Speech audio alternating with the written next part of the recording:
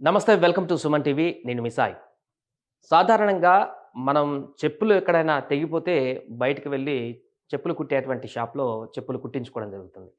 So, ఎంత పెద్ద చెప్పైనా, ఎంత కాస్ట్‌లీ చెప్పైనా కుట్టడానికి ఆల్‌మోస్ట్‌గా రూ. 100, రూ. 200 మించయితే కాదు. ఇంకా ఎక్కువైతే ఒక రూ. 500 ఉంటుంది కావచ్చు.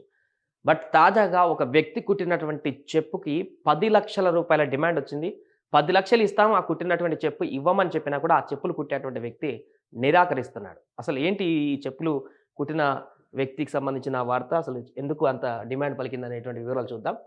ఎందుకంటే ఆ చెప్పు కుట్టింది స్వయంగా కాంగ్రెస్ అగ్రనేత రాహుల్ గాంధీ. రాహుల్ కుట్టిన చెప్పు 10,00,000 అయినా అమ్మని షాప్ యజమాని. ఇదెప్పుడు జరిగిందంటే గతంలో ఒక కేసు విషయంలో ఉత్తరప్రదేశ్‌కు రాహుల్ గాంధీ వెళ్ళినప్పుడు కాంగ్రెస్ అగ్రనేత, ప్రతిపక్ష నాయకుడు రాహుల్ గాంధీ కుట్టిన చెప్పుకు 10,00,000 ప్రతిపాదన వచ్చినప్పటికీ ఓ చెప్పులు కుట్టే వ్యక్తి దాన్ని అమ్మనని చెప్పాడు. అమిత్ షాపై అభ్యంతరకర వ్యాఖ్యల కేసులో విషయమై ఎంపీ, ఎమ్మెల్యే కోర్టులో హాజరయ్యేందుకు జూలై 26న ఉత్తరప్రదేశ్‌లోని సుల్తాన్‌పూర్ వెళ్లిన రాహుల్ గాంధీ అక్కడ ఓ చెప్పులు కుట్టే షాప్ వద్ద కాసేపు ఆగి దాని యజమానితో ముచ్చటించారు.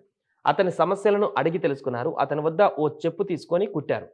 ఆ మరుసటి రోజు నుంచి తనకు చాలామంది కూడా ఫోన్‌లు చేస్తూ రాహుల్ గాంధీ కుట్టినటువంటి చెప్పును అమ్మమని అడిగారని, ఓ వ్యక్తి ఏకంగా 10,00,000కు కొంటానని చెప్పాడని షాపు నిర్వహిస్తున్నటువంటి వ్యక్తి తెలియజేశాడు.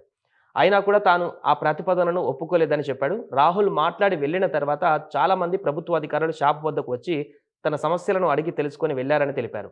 రాహుల్ తన షాప్‌లో కూర్చొని చెప్పు కుట్టిన తర్వాత ఆయన తన భాగస్వామి అయ్యారని చెప్పాడు. ఆయన కుట్టిన చెప్పును గ్లాస్ ఫ్రేమ్‌లో చేయించి తన షాప్‌లో పెట్టుకుంటానని వెల్లడించారు. సో, ఆ వ్యక్తి చూడండి, ఒక పొలిటీషియన్ అగ్రనేత అక్కడికి వచ్చి ఆయన సమస్యలు తెలుసుకొని ఆయనతో పాటుగా ఆయన చేసేటి వర్క్‌లో నిమగ్నమై ఒక చిన్న చెప్పును కుడితే, ఆ చెప్పును జాగ్రత్తగా దాసి ఒక ఫ్రేమ్‌లో కట్టుకుంటానని చెప్పేసి అంటున్నాడాయన.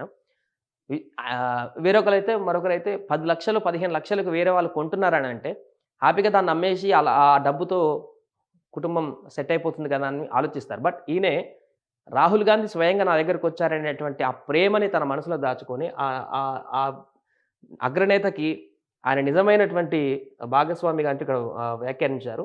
అభిమానిగా మారి పూర్తిగా ఆ చెప్పును నా దగ్గరే ఉంచుకుంటాను. ఎంత డిమాండ్ చేసినా ఇచ్చేది లేదంటూ కూడా ఆయన యొక్క ఆహ్, ఈ యొక్క రాహుల్ గాంధీ పైన ఉన్నటువంటి ప్రేమను వ్యక్తపరుస్తున్నాడు. దీంతో రూ. 10,00,000 ప్రతిపాదించినా కూడా చెప్పు అమ్మకపోవడం ఏంటనేటువంటి చర్చ అయితే ఇప్పుడు కొనసాగుతుంది. ఏదేమైనా కూడా ఆయన తీసుకున్నటువంటి నిర్ణయం పట్లయితే చాలామంది కూడా ప్రశంసలు కురిపిస్తున్నారు.